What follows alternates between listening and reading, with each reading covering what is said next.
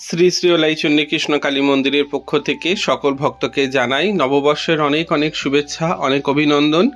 নতুন বৎসর সবার খুব ভালো কাটুক, খুব আনন্দে কাটুক, ঈশ্বরমুখী হন সবাই, সবাই সুস্থ থাকুন, এইটাই প্রার্থনা রাখি মা কৃষ্ণকালীর চরণে।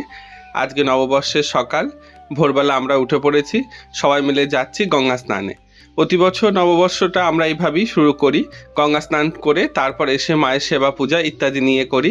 সঙ্গী বলতে আমার সঙ্গে আমার দুই পিসি শান্তনু আর আমার ভিক্ষেমা অর্থাৎ আমার কাকিমা, সবাই মিলে হাঁটা পথেই যাই।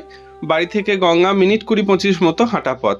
টোটো করে গেলে 15 টাকা মাথা পিছু ভাড়া, তবে হেঁটে গেলে সকালবেলা ভোরের পরিবেশটা অনুভব করা যায়। আর এত সুন্দর গ্রাম্য পরিবেশ, গ্রাম ছাড়া শহরের দিকে এগুলো মেলা অনেক কঠিন ব্যাপার। সবাই মিলে একসঙ্গে যাচ্ছি, গাছ থেকে আম পড়েছে তাই পিসি শান্তনু সবাই কোরাচ্ছে। এই দা পাতার তলায় একটা মনে হয় নাকি? না না, আমি কিন্তু একটাও কুড়াইনি, পিসি তোর দোষ, ভিডিও থাকবে। শান্তনুর সঙ্গে পিসির খুনসুটি তো প্রায় লেগেই থাকে। পিসির মাথায় শিয়াল কাঁটার ফল দেবে বলে কটা কাঁটা ফলও কুড়িয়েছে, কিন্তু পিসির ঠিক টের পেয়ে গিয়ে মাথায় গামছা আগাম দিয়ে নিয়েছে যাতে শান্তনু কাঁটা ফল না দিতে পারে। এদিকে হাঁটতে হাঁটতে আমরা সবাই গঙ্গার ধারে চলে এলাম। আগে আমাদের এই গঙ্গায় খুব সুন্দর শান বাঁধানো ঘাট করা ছিল, তারপর গঙ্গার মাঝখানে যখন তরা পড়ে যায় তখন ঘাটটা আর ব্যবহার হয় না, সেটা এখন সারি গঙ্গার মতো হয়ে গেছে।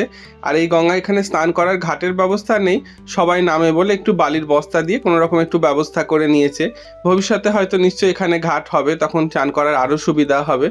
যা আছে সেটাই এখন সবাই মিলে নেমে পড়লাম।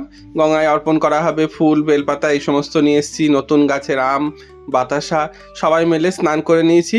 তবে শুকনো কাপড় পরে যাব না, ভিজে কাপড়ে পরেই সবাই একসঙ্গে যাব।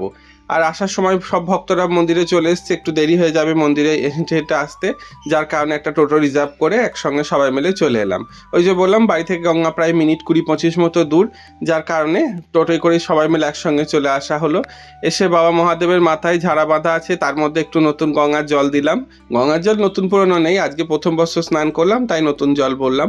তুলসী গাছের মহারানীর ওপরে দেওয়া আছে ঝাড়ার সাথে একটু জল দেওয়া হলো।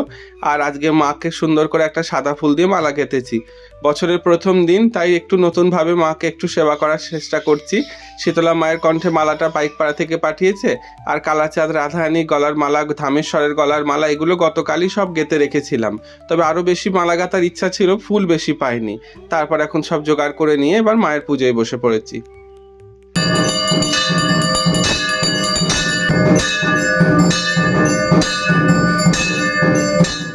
আজ প্রতিকার নেওয়ার থেকে শুধু পুজো দেওয়ার ভক্তই অনেক। সবাই তো চায় নতুন বছরটা একটু মায়ের পায়ে পুষ্পাঞ্জলি দিয়ে তারপর বছরটা শুরু করি, তাই তাদের আনা মিষ্টান্ন ইত্যাদি যা ফলমাকড় মাকে সমস্ত নিবেদন করে দিয়ে পুষ্পাঞ্জলি করিয়ে দিয়ে তারপর তাদের আনা ফুলমালাটা মায়ের কণ্ঠে পরিয়ে দিলাম। চৈত্র মাসের সংক্রান্তি থেকে অন্নভোগ আরম্ভ হয়েছে মায়ের, তাই আজকে যে সমস্ত পদগুলো মায়ের রান্না হয়েছে আপনাদেরকে একটু দেখায়। সাদা অন্ন হয়েছে, একটা মুগ ডাল টকের মতো করা হয়েছে, মূলো, আলু, গাজর, রাঙালু ইত্যাদি দিয়ে একটা টক করা হয়েছে, আলু দিয়ে ভেন্ডি দিয়ে একটা ঝাল মতো, আলু ভাজা, উচ্ছে ভাজা এই সমস্ত জিনিস, আর পটল দিয়ে ডাঁটের বড়া তৈরি করে একটা রসা মতো হয়েছে।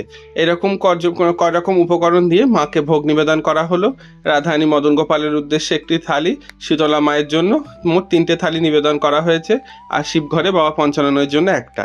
এখন ভোগ নিবেদন করার পর প্রসাদ বাইরে ছুটিয়ে নিলাম। আমরা যে কজন আছি এবার মায়ের প্রসাদ পেয়ে তারপর খেতে যাব। আজকের মতো এইটুকুই, ভালো থাকুন, আবার দেখা হবে আগামীকাল নতুন ভিডিওতে। মা কৃষ্ণকালীর আশীর্বাদে সবার মঙ্গল হোক।